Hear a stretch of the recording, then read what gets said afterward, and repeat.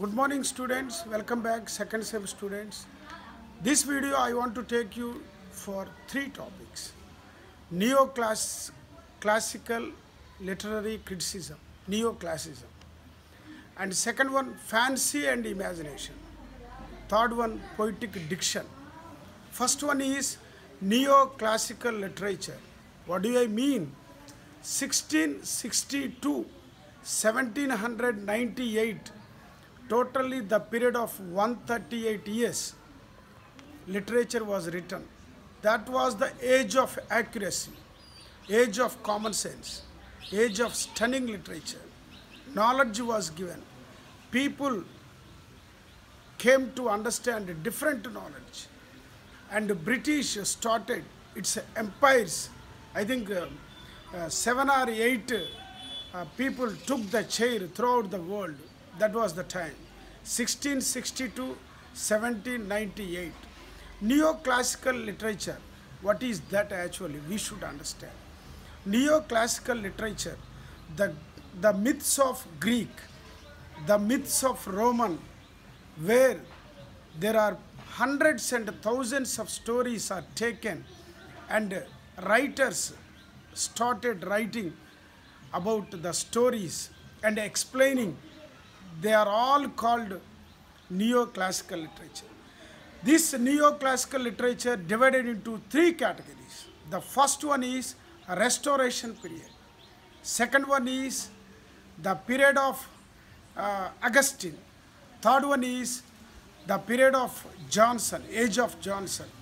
These three periods explaining about the accuracy and the common sense, the dignity, different knowledges of the literature, and people start reading and getting influenced and impact shown in their daily walks of the life. This is called neoclassical literature. And the second one is fancy and imagination. What is fancy? What is imagination? Just to say informal way, fancy and imagination is nothing but dreams come, imagination coming out. How the dreams and imagination. But when it comes to literature, Samuel Coleridge, who authored lyrical ballads, where he explained fancy and imagination, two categories, the primary one and the secondary one. Primary one explains the conscious imagination. Secondary one explains the unconscious imagination. Both are related to mind and the brain faculties, where the sensory objects are given, the desire is born, and writers start writing and narrating this world in a special manner according to poets and also the people living in this world. That is fancy and imagination. Third one is poetic diction.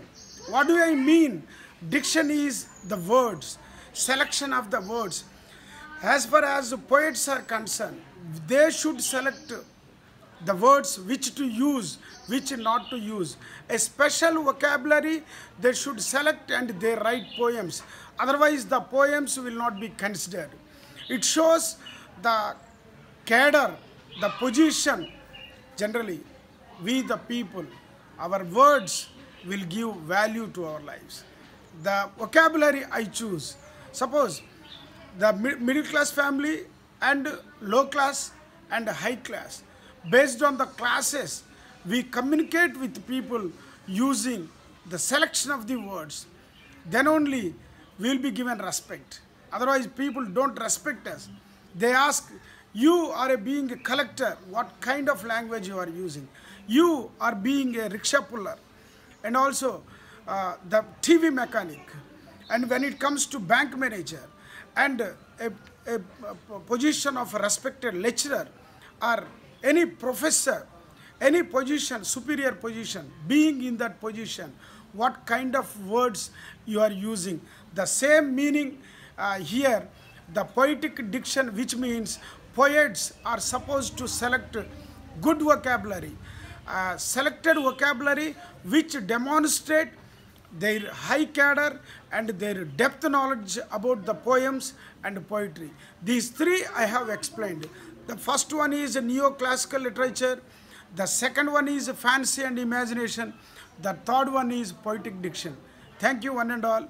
We will meet in next video. Thank you. Bye.